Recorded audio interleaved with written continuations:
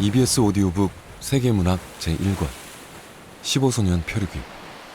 원작 줄 베른, 낭독 정영석 박지은, 효과 김성열, 구성 이혜미. 표류하는 슬라우기오. 칠흑처럼 어두워진 바다를 세찬 폭풍우와 천둥 소리가 뒤흔들고 있었다. 먹물을 끼얹은 듯 아무것도 보이지 않는 바다 위에 가랑잎처럼 떠밀려 다니는 한 척의 배가 있었다. 그 배의 큰 돛대는 꺾였고 돛은 찢겨 있었다. 더구나 배의 이름판마저 떨어져 나가고 없었다. 세찬 폭풍우와 비바람 속에 한없이 흔들리며 표류하는 배의 이름은 슬라우기호였다. 100톤 정도 무게의 요트인 슬라우기호와 이 배에 탄 사람들의 운명이 어떻게 될지는 아무도 알 수 없었다. 1860년 3월 9일 밤 11시, 슬라우기호의 배 뒷부분에는 키를 붙잡고 안간힘을 쓰는 4명의 소년이 있었다. 그들은 가판을 때리는 세찬 파도와 비바람을 무서워하지 않고 어둠 속에서 배의 방향을 잡기 위해 필사적으로 키에 매달려 있었다. 그중 한 명은 14살, 2명은 13살, 나머지 한 명은 12살 정도의 흑인 소년이었다. 조심해! 큰 파도가 밀려오고 있어! 4명의 소년이 온 힘을 다하여 키를 잡고 있었지만 슬라우기호는 소년들의 뜻대로 움직여주지 않았다. 배는 자꾸만 균형을 잃었고 그럴수록 바람과 파도는 더욱 세차게 느껴졌다. 또 한 번 산더미 같은 파도가 덮쳤다. 모두 괜찮아? 괜찮아. 브리앙, 키는? 안심해. 엉덩방아는 찧었지만 키는 놓치지 않았다고. 브리앙이라고 불린 소년이 엉덩이를 쓰다듬으며 큰 소리로 대답했다. 모두 힘을 내자. 드니펜, 모코, 어린 동생들을 구해줘야 해. 응. 비바람이 몰아치는 위험 속에서도 웃음을 잃지 않는 브리앙이 든든해 보였다. 그때 가판 아래 선실로 통하는 계단 입구의 문이 열리며 9살쯤 돼 보이는 2 소년이 고개를 내밀었다. 그 뒤로 갈색 털을 지닌 개 한 마리도 컹컹 짖으며 따라 나왔다. 한 소년이 겁에 질린 목소리로 물었다. 브리앙 형, 방금 무슨 일이 있었던 거야? 설마 배가 가라앉는 건 아니겠지? 아니야, 에버슨. 아침이 되면 괜찮아질 거야. 여긴 위험하니까 걱정하지 말고 빨리 선실로 내려가. 하지만 무서운 걸. 다른 아이들도 모두 무서워 떨고 있어. 우리가 있으니 겁내지 마. 함께 모여서 담요를 뒤집어 쓰고 눈을 꼭 감고 있어. 그리고 즐거운 상상을 해봐. 하나도 안 무서울 테니. 브리앙이 어린 소년들을 안심시키고 있는 그 순간에 또 한 번 큰 파도가 밀려와 배 뒷부분에 부딪혔다. 빨리 선실로 내려가라니까. 여기는 위험해. 고든이 소리를 꽥 질렀다. 2 소년이 선실로 돌아간 후 이번에는 백스터가 가판으로 나왔다. 브리앙, 나도 도울게. 아니야, 여기는 우리 4명이면 충분해. 그보다 너희는 선실의 아이들을 안심시켜줘. 무서워 떨고 있을 테니까. 브리앙의 당부에 백스터는 자신을 비롯해 11명의 소년이 있는 선실로 돌아갔다. 성난 파도에 떠밀려 다니는 이 배에는 어찌된 노릇인지 15명의 소년들만 타고 있었다. 수습 선원인 흑인 소년 모코를 제외하곤 항해법을 잘 몰랐기 때문에 이곳이 넓은 태평양의 한가운데라는 것 외에는 배가 어디쯤 떠다니고 있는지 아무도 몰랐다. 새벽 1시쯤 무언가 부러지는 요란한 소리가 났다. 돛이 부러졌어요. 돛이 부러지는 것을 먼저 발견한 수습선원 모코가 외쳤다. 고든, 키를 맡아줘. 모코는 나와 같이 돛을 고정시키자. 브리앙이 소매를 걷어붙이며 모코와 함께 돛으로 다가섰다. 모코, 그쪽을 더욱 당겨. 알았어요. 브리앙과 모코는 몇 번이나 파도에 휩쓸릴 뻔했지만 용감하게 돛을 끌어내려서 찢어진 것을 뜯어내고 그 뒤쪽 귀퉁이를 2개의 밧줄로 붙들어 맸다. 용감한 2 소년 덕분에 슬라우기호는 한 차례 위기를 넘긴 셈이었다.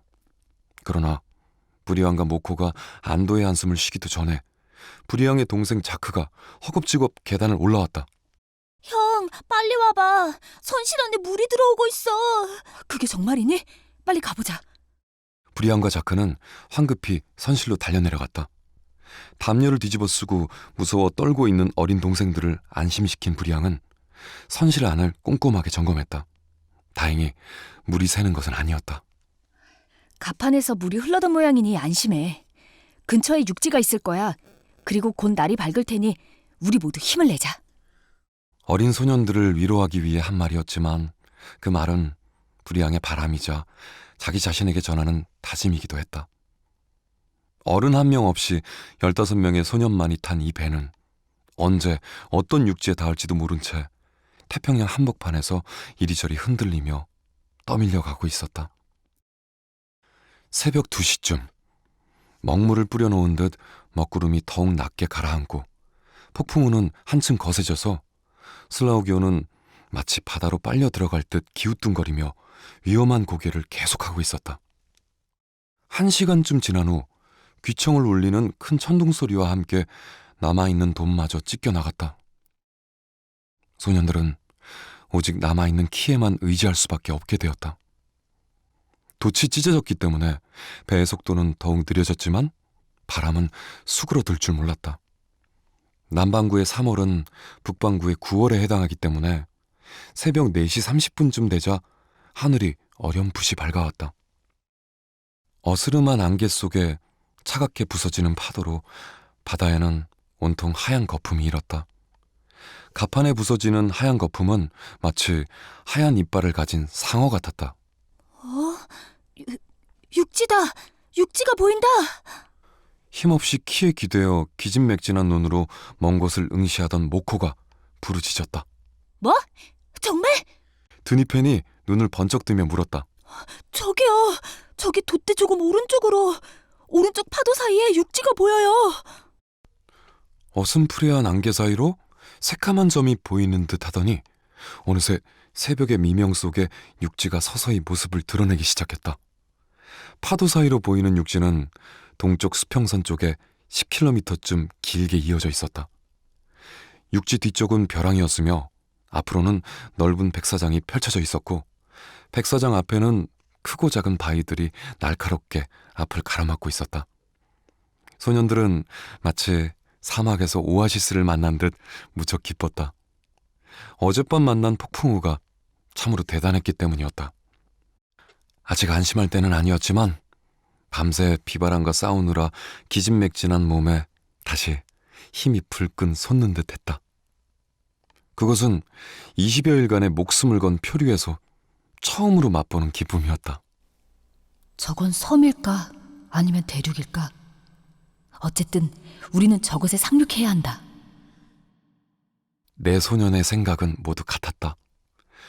그때 어떻게 알았는지 선실 안에 있던 11명의 소년들이 가판으로 뛰어나와 환호성을 지르며 깡충깡충 뛰어다녔다.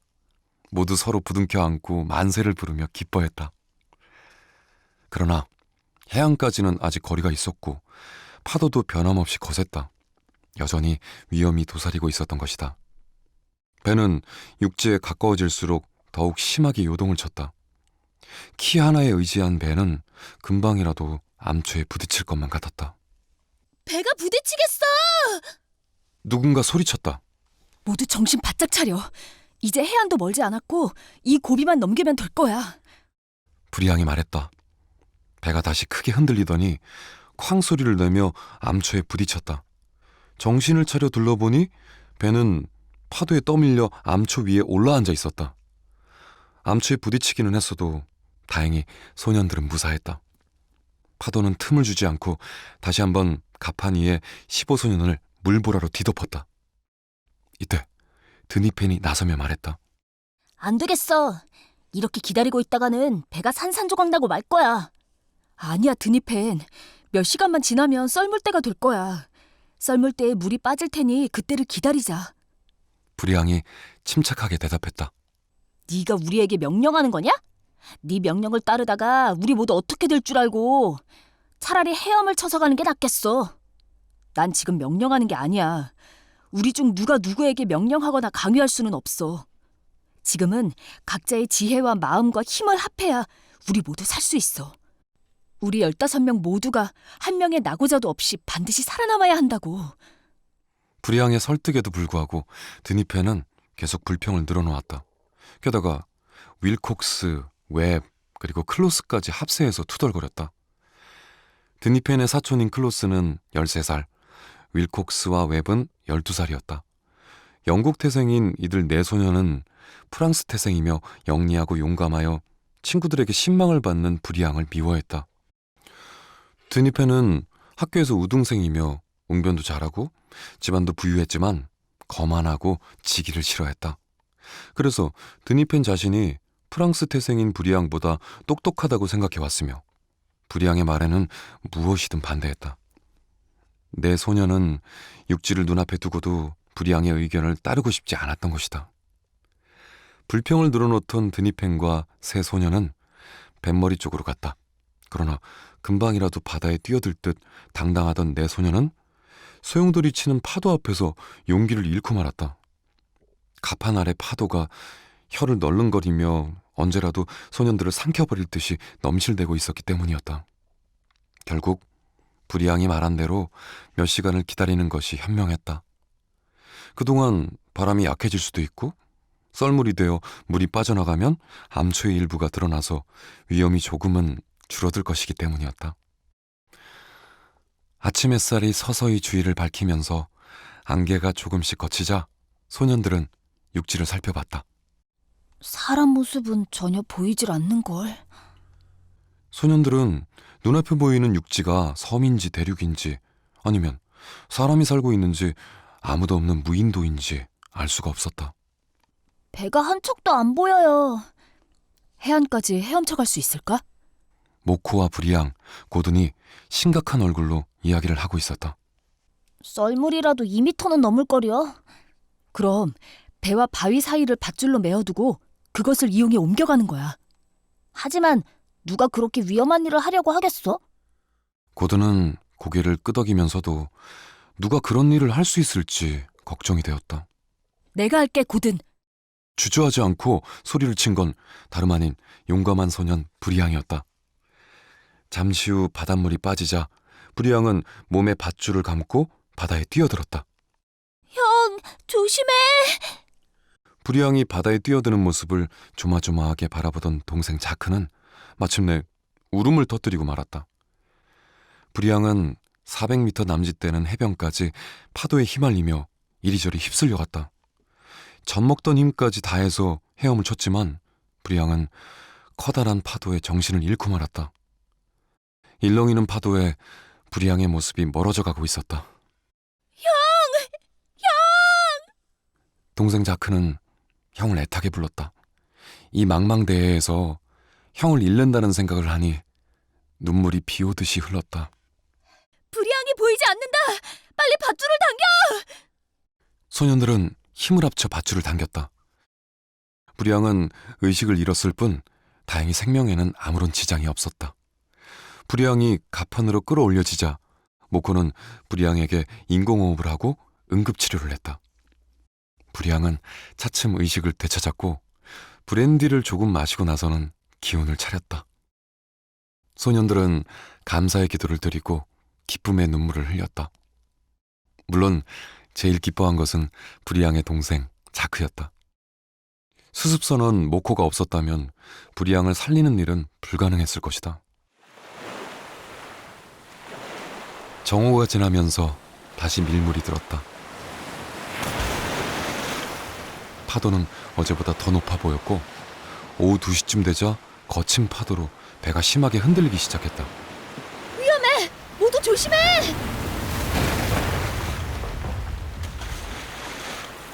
모코가 소리치는 순간 집채만한 파도가 덮쳐 배를 들었다 놨다. 소년들은 모두 쓰러지지 않으려고 엉겁결에 서로를 꼭 붙잡았다. 소년들은 자신들이 하늘로 퉁겨져 오를 것만 같았다.